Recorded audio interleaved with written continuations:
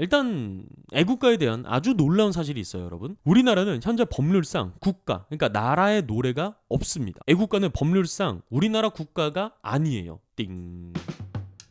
안녕하세요. 오늘도 하나 배우겠습니다. 내일은 민천재입니다. 자, 제가 MC로 활동을 하고 있다 보니까 행사 진행을 가면 늘 하는 것이 국민의례거든요. 국민의례를 진행할 때마다 좀 더 경건하게 해야 된다는 생각이 들면서 좀 진중하기 위해서 노력을 하는데 늘 저희 어떤 마음 한켠을, 이 가슴 한켠을 좀 불편하게 하는 부분이 좀 있어요. 바로 우리 참여자분들의 리액션입니다. 제가 국민의례를 하겠습니다. 모두 자리에서 일어나 정면에 있는 국기를 향해 주시길 바랍니다. 라는 멘트를 하면 다들 귀찮아하시는 게 너무 느껴집니다. 물론 뭐 해야 하는 순서고 중요한 순서인 거 다들 아시겠지만 일어나시는 게 좀 힘드신 것 같아요.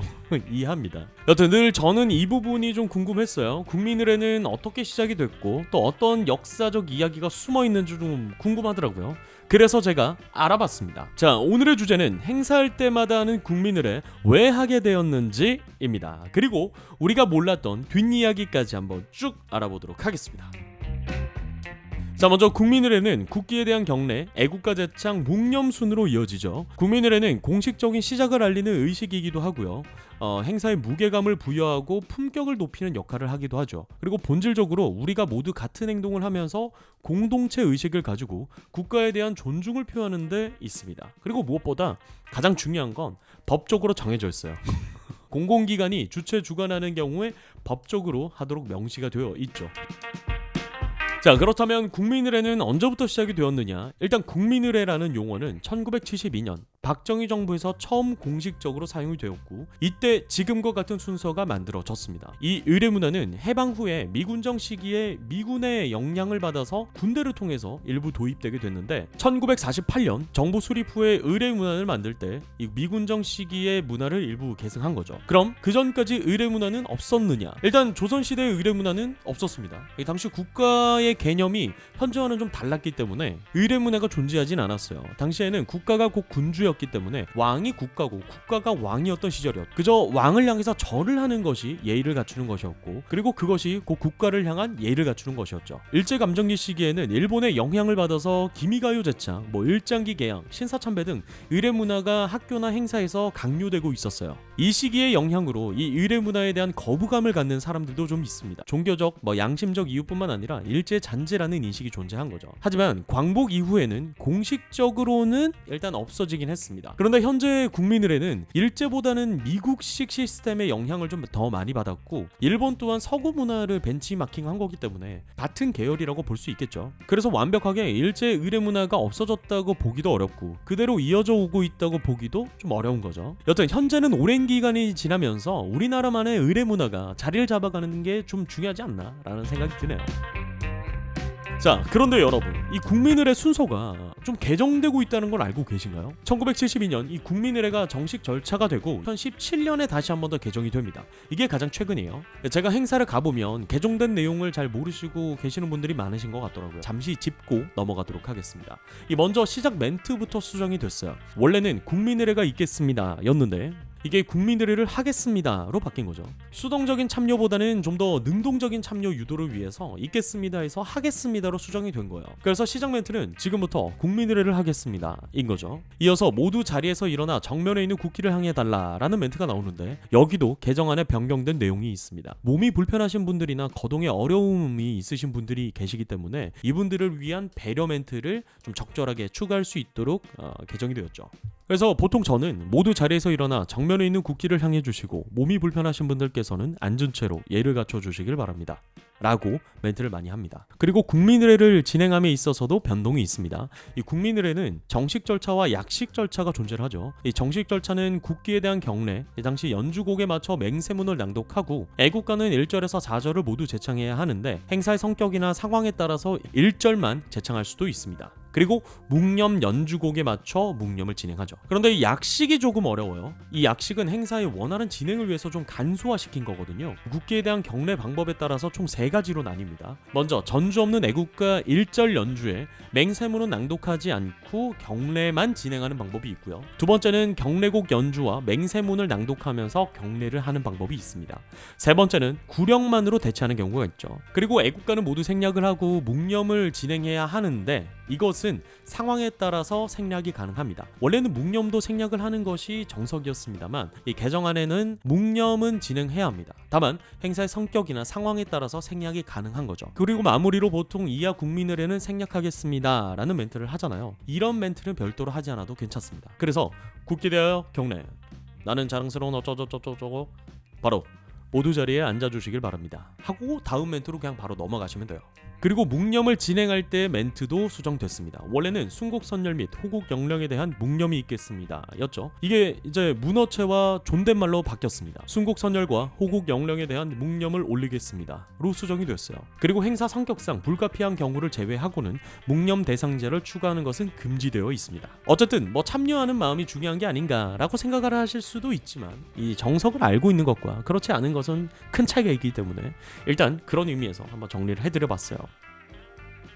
자, 하여튼 그렇게 국민의례를 시작하면 가장 먼저 하는 것이 국기에 대한 경례잖아요. 이 국기에 대한 경례가 도입된 것은 미군정 시기에 미군을 통해서 군대로 전파가 됐습니다. 그게 1990년대까지 이어졌고 군인이든 일반 시민이든 상관없이 모두 다 거수경례를 했어야만 했죠. 그리고 민주화 이후에 우리는 군인이 아닌데 왜 거수경례를 해야 하냐 라는 비판이 생기기 시작했고, 그리고 2010년 국민의례 규정에 따라 공식적으로 허용이 되었고, 현재는 오른손가락을 가지런히 모아서 왼쪽 가슴에 얹는 방식으로 진행이 됩니다. 여기서 하나 더, 이 국기에 대한 경례하면 나는 자랑스러운 어쩌고저쩌고 뭐가 나오잖아요. 그걸 맹세문이라고 하는데 이것도 좀 달라진 거 여러분 알고 계신가요? 이 최초의 맹세문은 1968년 충남교육청에서 만들어졌습니다. 그때 내용이 나는 자랑스러운 태극기 앞에 조국의 통일과 번영을 위하여 정의와 진실로 충성을 다할 것을 다짐합니다 였는데, 당시에는 반공과 충성이 강조되는 문구들로 많이 구성이 되어 있습니다. 이게 충남 지역의 학교에 배포가 되고 그걸 본 이 정부에서 아따 나란 사랑 좋네 하면서 1972년 문교부에서 전국에 있는 학교에 시행하도록 정식으로 지시를 합니다. 그리고 내용을 살짝 바꿔요. 나는 자랑스러운 태극기 앞에 조국과 민족의 무궁한 영광을 위하여 몸과 마음을 바쳐 충성을 다할 것을 굳게 다짐합니다 로 수정이 되었죠. 그리고 시간이 흘러서 2007년 맹세문에 대한 논란이 일어납니다. 바로 일제와 이 군사정권의 잔재라는 이유였죠. 그래서 없애야 한다라는 목소리가 커지기 시작했고, 결국 여론을 무시할 수 없으니까 좀 수렴을 해요. 폐지는 하지 않되 내용을 수정한 거죠.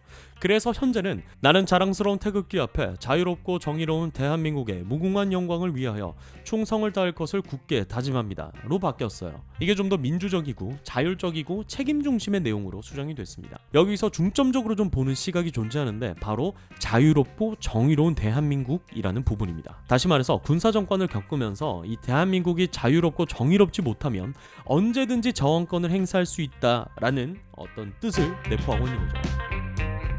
자, 여기서 하나 더, 국기에 대한 맹세는 태극기를 보면서 해야 되잖아요. 이 태극기가 언제 어떻게 왜 만들어졌는지 여러분 알고 계신가요? 이 태극기가 1883년 고종 20년이죠. 이 조선에서 태극기를 공식 국기로 지정을 하는데, 조선은 당시에 오랜 기간 쇄국 정책을 펼치고 있었고 중국 청나라의 사대를 하고 있었기 때문에 딱히 뭐 독립국가로서 어떤 외교에 대한 필요성을 크게 느끼지를 않고 있었어요. 당연히 국기를 만들 생각도 없었고 이 국기의 필요성도 크게 느끼지 못하고 있었겠죠. 그게 어느 정도였냐? 1875년 강화도에서 일본이 강제 개항을 요구하면서 찾아왔다가 이 조선군의 포격을 맞고 운요호가 침몰한 사건이 발생을 합니다. 이것을 명분 삼아서 1876년 강제 개항을 요구하고 강화도 조약을 체결하죠. 이때 일본 쪽의 사람들이 일본기가 걸려있는데 왜 공격을 한 거냐라는 어떤 그냥 괜히 트집을 잡은 거예요. 그러니까 자신들이 유리한 상황으로 몰아가려고 던 거죠. 근데 이제 조선의 관리는 국기, 그게 먹미 라는 어떤 스탠스였다고 해요. 여튼 그 강화도 조약을 계기로 외교 활동이 조금씩 늘어나기 시작했는데, 이 나라를 상징할 뭔가가 없어서 만들게 된 게 바로 태극기입니다. 처음으로 사용한 것이 조미수호 통상 조약. 그러니까 조선이랑 미국이 좀 서로 친하게 지내면서 개방도 좀 하고 서로 무역도 하고 좀 지켜주자 뭐 이런 조약을 맺은 거예요. 이때 조약을 맺는데 왜 회담 같은 거 보면 뒤에 국기 걸려 있기도 하고 조약서 안에 나라를 상징하는 국기를 넣기도 해야 되는데 국기가 없으니까 좀 애매한 거예요. 그래서 조약을 맺으러 가는 배 안에서 제작을 했다고 합니다. 근데 이게 웃긴 게 당시에 청나라가 중재를 서는데 이 당시 청나라 입장에서는 조선은 자신들의 것이었거든요. 그래서 야 조선, 너네 국기 우리 청나라랑 비슷하게 만들어 뭐 이렇게 한 거예요. 그걸 듣고 고종이 개빡친 겁니다. 근데 이게 이제 미국 눈에도 어이가 없었던 거예요. 조선도 독립적인 나라인데 야 네가 뭔데 이리라 저리라냐, 너 좀 짜져 있어. 조선아 너네 국기 제작하고 독립적인 존재로 조약 맺자 뭐 이렇게 한 거예요. 그렇게 최초의 국기가 탄생을 한 겁니다. 당시에 고종도 사실상 독립적인 자주국가로 성장하기 위해서 한참 전부터 국기를 만드는 것에 좀 강력한 의지를 가지고 있었다고 해요. 그리고 현재 태극기의 모습을 갖추는 게 이모군란의 피해를 수습하기 위해서 일본으로 가는 배 안에서 영국인 선장과 논의를 해서 만들어졌다고 합니다. 당시에 영국이 아무래도 좀 외교 활동을 많이 했기 때문에 국기에 대한 지식이 좀 많았겠죠. 그래서 영국인 선장과 함께 논의를 해서 만들었다고 하는데 3가지 정도 시안을 뽑았대요. 그 중에 하나를 고종한테 보냈고 고종이 오케이 하면서 현재 태극기가 탄생을 한 거죠. 뭐 급하게 만든 것 치고는 굉장히 멋지게 잘 만들었죠. 디자인 감각이 아주 좋아요. 자, 그리고 나서 이제 애국가를 제창합니다. 일단 애국가에 대한 아주 놀라운 사실이 있어요, 여러분. 우리나라는 현재 법률상 국가, 그러니까 나라의 노래가 없습니다. 애국가는 법률상 우리나라 국가가 아니에요. 띵. 이게 무슨 말이냐? 근데 왜 지금 애국가를 국가로 부르고 있냐? 자, 일단 애국가는 1935년 안익태 작곡가가 작곡을 했습니다. 그리고 광복을 하면서 점점 이게 퍼지기 시작합니다. 그리고 1948년 대한민국 정부 수립 선포식에서 이 애국가를 불러요. 그리고 뭐 점점 자연스럽게 우리나라 공공기관에서 하는 행사에서 공식 국가처럼 불리게 된 겁니다. 자, 이 애국가를 안익태 작곡가가 작곡을 했다고 하는데 이 부분이 문제가 된 겁니다. 안익태 작곡가가 친일파라는 논란이 있기 때문이에요. 일본 후원 음악 활동을 하기도 했고 나치 독일 행사에서 일본 대표로 활동했다라는 기록이 있기도 해요. 그래서 친일파가 만든 노래를 우리나라 국가로 지정하는 게 말이 되는가에 대한 논란이 있었고 그게 비교적 최근까지 계속되고 있다고 합니다. 여러 차례 입법을 시도하긴 했지만 앞서 말씀드린 이유들로 실패를 합니다. 거기에 작사자가 분명하지 않다라는 것도 하나의 이유가 된다고 합니다. 이 작사를 한 사람이 윤치호라는 말도 있고 도산 안창호 선생님이라는 말도 있죠. 근데 이 가사는 안익태 작곡가가 애국가를 만들기 전부터 존재했다고 합니다. 이 애국가가 작곡되기 전까지는 찬송가의 가사를 붙여서 불렀다고 해요. 근데 이제 외교를 하는 데 있어서 찬송가가 어울리지 않는다라는 의견이 많기도 했고 때마침 안익태 작곡가가 작곡한 이 애국가라는 노래가 서구식으로 제작이 됐다 보니까 뭐랄까요, 좀 외교적으로 봤을 때 좀 고급스러운 면도 있고 그러니까 한마디로 좀 있어 보였던 거죠. 그래서 이 애국가의 가사를 붙여 부르기 시작한 겁니다. 여튼 이 작곡가의 문제는 2가지 시선이 존재합니다. 작품은 작품대로 봐야 된다라는 시선과 그래도 친일파는 안 된다라는 시선이죠. 그럼에도 애국가는 사실상 우리나라 국가로 인정을 받고 있는데 2005년 헌법재판소에서 내린 판결문을 보면 애국가는 관습 헌법상 이 국가로 볼 수 있다. 법률상 근거가 없더라도 오랜 기간 국가로 사용되어 온 사회적 합의가 존재한다라는 내용이 있습니다. 그런 점에서 애국가는 사실상 우리나라 국가로 봐도 무방하죠. 그리고 세계 무대에서 올림픽 같은 데서 애국가 퍼지면 왠지 모르게 가슴이 좀 뜨거워지는 그런 느낌이 좀 있죠. 자, 그리고 애국가 이후에 묵념을 하죠. 이 묵념은 1960년대 박정희 정부 시절 도입이 됐습니다. 2010년 국민의례 규정에 정식 반영이 되었고 1960년대면 전쟁이 끝난 지 얼마 안 됐기 때문에 애국심과 반공에 대한 감정이 극에 달해 있을 때였어요. 그래서 국가를 위해서 희생한 사람들을 기리는 것이 애국심이다 라는 어떤 문화, 인식, 프레임 같은 것이 좀 형성이 됐어요. 그런 분위기 속에서 이 박정희 정부가 독립운동가와 순국열사 기념사업에 힘을 실어줍니다. 그리고 이 박정희 정부를 포함해서 군사정권 기간 동안 충성의 문화로 확산이 되는데 이때 강제성이 부여되기 시작하죠. 그리고 민주화가 일어나고 강제성과 통제성은 좀 옅어지고 자율과 책임이 부여되면서 우리나라를 위해 희생한 사람들에 대한 존경의 의미는 계속해서 이어져 오고 있죠. 그래서 의례문화의 하나로 자리를 잡게 된 겁니다. 자, 이렇게 국민들의 역사와 의미 그리고 변화 과정을 쭉 정리를 해봤는데요. 우리의 일상이 되어버린 단순한 형식이 아니고 공동체 의식과 이 나라에 대한 존중을 표하는 소중한 시간이라는 것, 오늘 이 영상을 통해서 한 번 더 알려졌기를 바라보겠습니다. 꼭 어떤 행사를 참석하셔서 국민의례를 하게 되면 오늘 이 이야기를 기억해 주시고 이 국민의례에 대한 의미 한 번 더 마음에 새겨가시면 좋을 것 같습니다. 자, 그럼 저는 다음에 또 어디 가서 아는 척하기 좋은 이야기로 찾아오도록 하겠습니다. 여기까지 할게요. 빠잉!